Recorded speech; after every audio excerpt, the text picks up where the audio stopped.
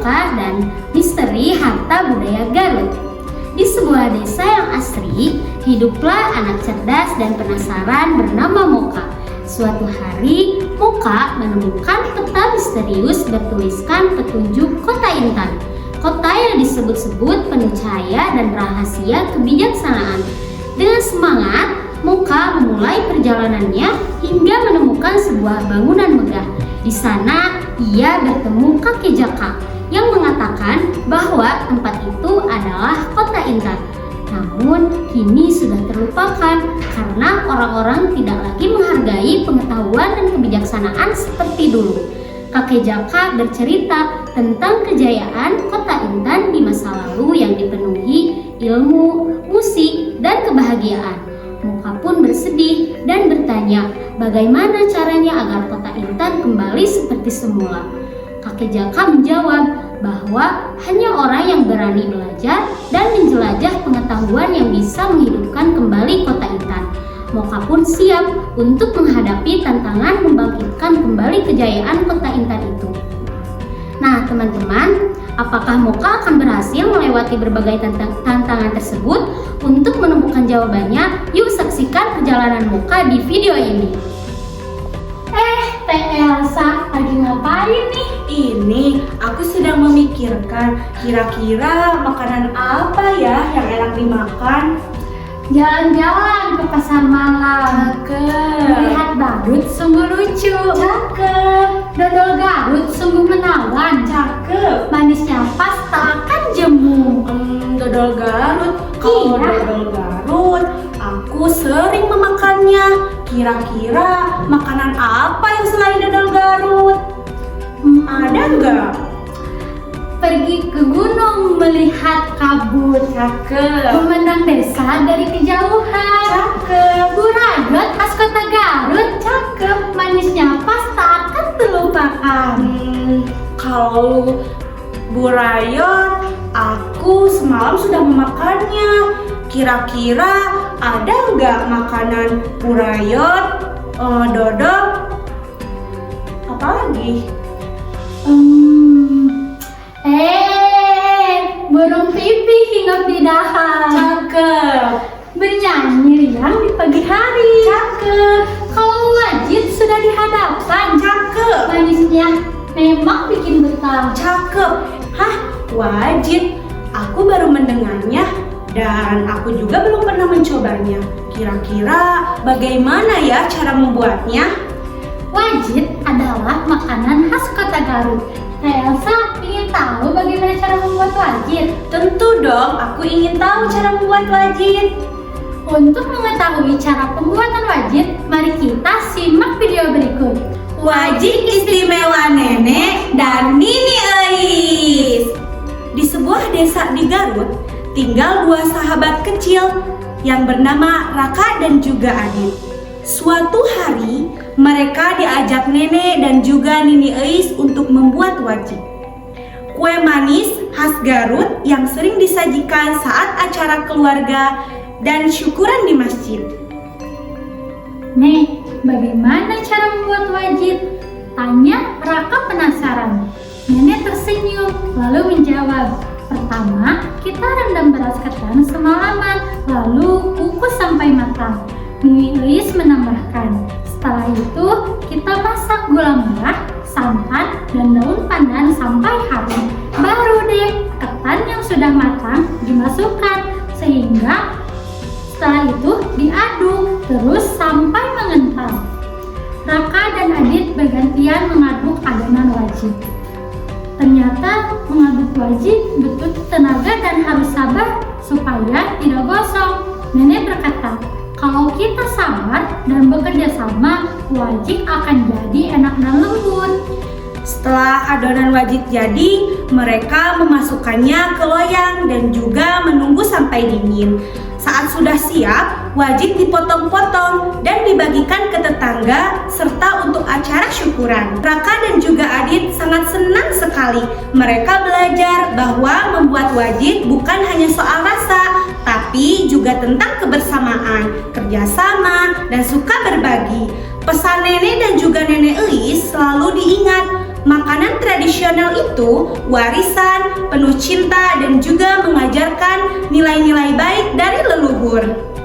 Halo teman-teman, tantangan yang pertama sudah selesai. Aku sudah mengenal makanan khas Garut, di antaranya wajit, dodol, emplot, burayot, dan dorok-dok. Halo teman-teman, di sini kami akan melanjutkan cerita Moka. Pada hari Minggu, Moka dan keluarganya pergi jalan-jalan ke Situ Begendit. Mereka sangat senang karena cuaca cerah dan danau terlihat indah. Moka melihat banyak orang naik perahu bambu. Ia pun ikut naik bersama ayah dan ibunya. Airnya sangat tenang, anginnya sejuk, dan pemandangannya hijau. Naik perahu, airnya biru. Langit cerah, hatiku senang. Lihat danau, hatiku jadi syahdu. Main bersama keluarga senang. Di tepi danau, Moka mendengar cerita tentang Nyi Entit, orang kaya yang sangat pelit. Karena tak mau menolong orang miskin, tempat tinggalnya berubah jadi danau. Jangan pelit, suka menolong. Itu tanda hati yang baik. Kalau semua saling menolong, Hidup jadi rukun dan asyik. Sebelum pulang, Moka membeli dodol Garut. Liburan hari itu sangat menyenangkan. Moka ingin ke Situ Begendit lagi. Halo teman-teman, aku sudah menyelesaikan tantangan yang kedua. Aku sudah mengenal wisata Garut, di antaranya Situ Begendit, Makam Godog, dan masih banyak lagi. Halo sahabat cilik, siapa di sini yang suka bermain alat musik? Nah, tahukah kalian kita akan mengenal 4 alat musik yang terbuat dari bambu, kemudian apa lagi? Terbuat dari cangkang keong. Nah, yang pertama itu ada calung si bambu ceria. Nah, yang kedua ada karinding si alam napas. Lalu yang ketiga ada bekicot, keong yang bisa bernyanyi. Dan yang terakhir ada celentung, yaitu kutukan dari kampung. Nah, sekarang kita mempunyai lagu untuk alat musik yang ada di Garut. 1, 2, 3. Calungku dipukul riang, karinding ditiup tenang, celentung berdentang keras, bekicot pun ikut berdendang. Mari kenali budaya agar lestari selamanya. Halo teman-teman, aku sudah menyelesaikan tantangan yang ketiga, yaitu aku sudah mengenal alat musik. Salah satunya celentung, kerinding, dan bekicot. Halo teman-teman, pada petualangan kali ini Moka akan menjelajahi pakaian tradisional dari Garut. Baiklah, pakaian tradisional dari Garut ada berbagai macam. Yang pertama ada batik Garutan. Batik Garutan adalah salah satu pakaian tradisional dari Garut sebagai warisan dari nenek moyang yang diwariskan secara turun-temurun sejak tahun 1967 sampai 1985. Motif batik Garutan ini terinspirasi dari alam sekitar seperti pegunungan, flora, dan juga fauna. Selain itu, motif batik Garutan ini ada berbagai macam, di antaranya rereng putih, rereng adu manis, rereng kembang corong, dan masih banyak lagi. Kemudian, batik Garutan ini biasanya berwarna yang cerah seperti merah, biru, dan juga ungu. Kemudian yang kedua ada pangsi. Pangsi juga merupakan salah satu pakaian tradisional dari Garut yang terdiri dari celana longgar dan juga atasan yang bernama salam berani. Selain itu, pangsi biasanya berwarna hitam dan dilengkapi dengan aksesoris ikat kepala dengan berbagai jenis. Salah satunya yaitu barambang sempra, parangkas nangka, dan juga lajar pinjul. Yang ketiga ada kebaya. Kebaya adalah salah satu pakaian tradisional dari Garut, Jawa Barat yang biasanya dikenakan oleh perempuan untuk upacara, adat, dan perayaan khusus. Nah, biasanya kebaya ini berwarna merah, putih, dan juga krem dan dipadukan dengan kain batik sebagai bawahannya. Nah, selanjutnya ada cerita tentang Lani memakai kebaya. Hari ini Lani datang ke sekolah memakai pakaian adat. "Kamu cantik sekali, Lani," kata teman-temannya.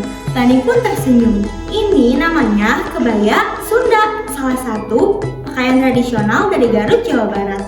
Warnanya lembut dan indah. Rani juga memakai kain batik di bawahnya. Ibu guru berkata, kita harus bangga memakai pakaian adat daerah kita. Karena setiap helai kain, setiap motif, dan setiap potongannya menyampaikan cerita panjang tentang sejarah, filosofi, dan identitas daerah Kota Garut. Pakaian adat bukan hanya sekedar kain, tetapi juga cerminan dari jiwa dan karakter luhur bangsa Indonesia. Pagi cerah di Kota Intan, Nyimas bergegas pergi ke taman. baju kebaya sungguh menawan. Batik Garutan jadi idaman. Halo teman-teman, aku sudah menyelesaikan tantangan yang keempat. Aku sudah mengenal pakaian tradisional Garut. Di antaranya ada batik Garutan, pangsi, dan kebaya. Halo anak-anak hebat. Tahukah kalian, Garut juga punya banyak kesenian yang keren dan unik loh. Ada seni akrobatik, ada seni musik, dan juga ada seni bela diri yang bisa bikin terpukau. Mari kita belajar sambil menyanyi tentang kesenian Garut, yaitu kesenian lais. Ayo kita mulai. Ayo. Kesenian lais adalah kesenian akrobatik yang berasal dari Garut yang melibatkan aksi bergelantungan, berjalan, dan juga berayun di atas tali di antara bangku yang tinggi. Untuk mengenal lebih lanjut dari kesenian lais ini, mari kita bernyanyi dengan nada potong bebek aksa. 1, 2, 3. Mari kita semua mengenal kesenian Garut. Ini namanya lais. Tali terbentang, pelais datang. Langkahnya lincah, tidak goyang-goyang. Tiapnya tinggi namun berani. Oh hebatnya para pelais ini. Halo teman-teman, akhirnya aku sudah menyelesaikan tantangan yang terakhir, yaitu kesenian Garut. Salah satunya lais. Nah, teman-teman, akhirnya perjalanan Moka untuk menjelajahi Kota Intan sudah selesai. Banyak sekali tempat-tempat yang Moka kunjungi. Mulai dari tempat penuh makanan khas Garut, kesenian, hingga Moka kembali ke tempat semula. Tempat pertama kali ia bertemu dengan kakek Jaka. Di tempat ini juga ia bertemu kembali dengan kakek Jaka. Nah, bagaimana perjalananmu? Kakek, sungguh Moka bangga sekali jika diizinkan menjadi bagian dari Kota Intan ini.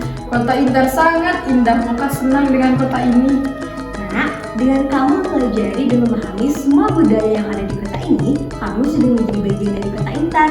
Pesan kakek hanya satu, lestarikan dan ingatlah selalu budaya yang sudah kamu pelajari. Ajak teman-temanmu untuk merasakan keindahan yang sama. Ajak mereka dan kembalikan Kota Intan agar bisa menjadi seperti semula.